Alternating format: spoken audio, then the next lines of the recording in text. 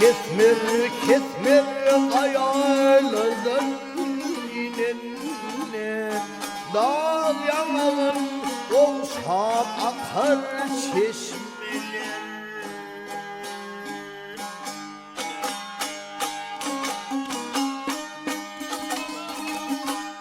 Bahar gelse baştan şeyledir hazap, kenarına alır eker bir hazap.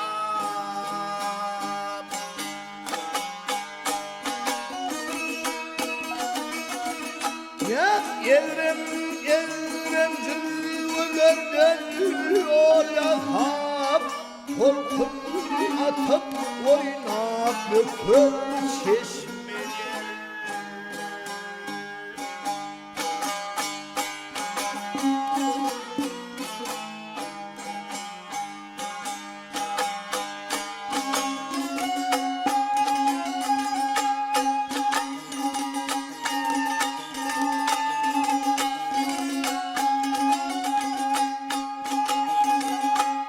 Heyran edip varsan bizim diyara, varın toplu çeşme olmalara.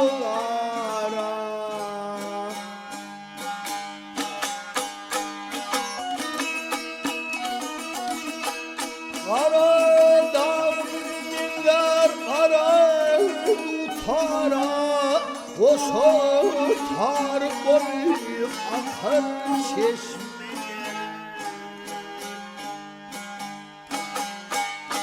Çeşmeli dağların gümüş teçeği, çeşmeler dağların açık kaçak.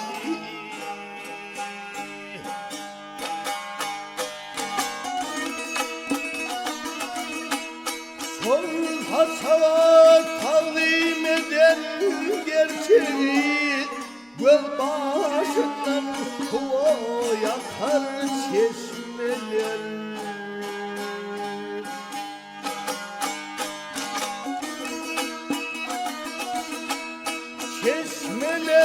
Çeşmeler akar çeşmeler, çeşme yanıma şeker çeşmeler.